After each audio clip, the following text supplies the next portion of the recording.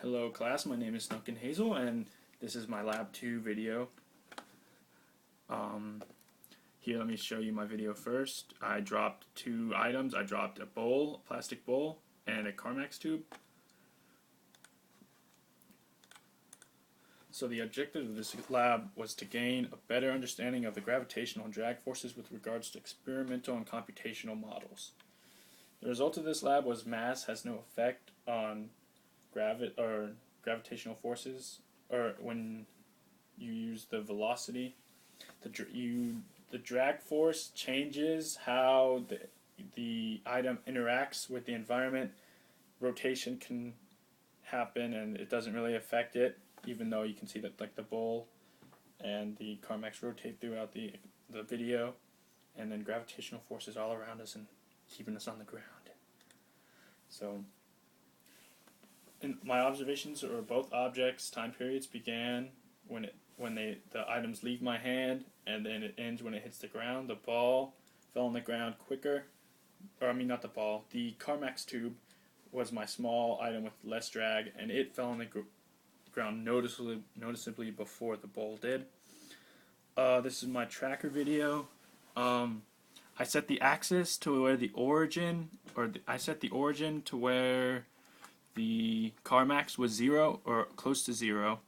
I set the the measuring stick to my height. I'm about 1.8 meters tall, so that's what I did. And then you can see that right here the Carmex is already on the ground when the bowl is still about a foot or two off the ground. And also the y-axis down is negative, up is positive, and then the x-axis really doesn't matter for this. So the Python conditions. My initial conditions were the initial mass for the Carmex was 0.03 gram, or it was 3 grams, and the ball was 1 gram. So this is from the ball. The initial position and velocity for both were 0, but when I was experimenting, this is from the what if question. That's when I took this picture.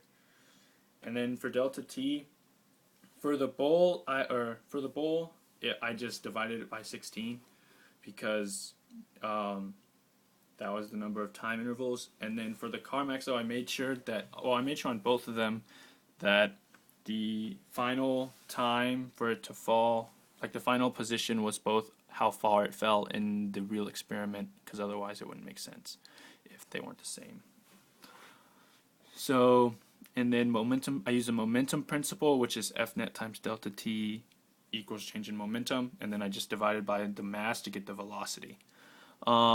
F net is equal to the F gravity, the force of gravity, plus the force of the drag. Force drag is positive in this case, and force gravity is negative. To update the position, I just added the ball position plus the ball velocity times the delta t, and then update velocity, I'd use ball velocity times the momentum principle. Okay, next, comparisons.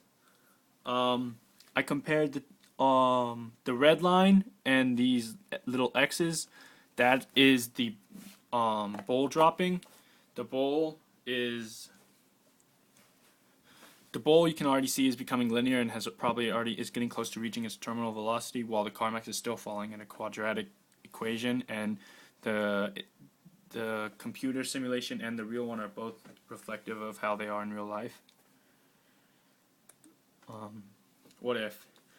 When I looked at both simulations, it looks like the one with drag has a terminal velocity, while the simulation without drag was still at a quadratic pace. This is because an item with so much drag falling in proportion with the drag constant and the velocity will of course be at a terminal velocity because they're in proportion. What does it mean? When there's an initial velocity, the item with the drag is nearly linear the whole segment, like it was almost a straight line, while the item without drag stayed in a quadratic formula. When drag is in direct proportion with the velocity, this is how it will behave. The terminal velocities are also almost equal for both at the end of the first bowl and when you add velocity.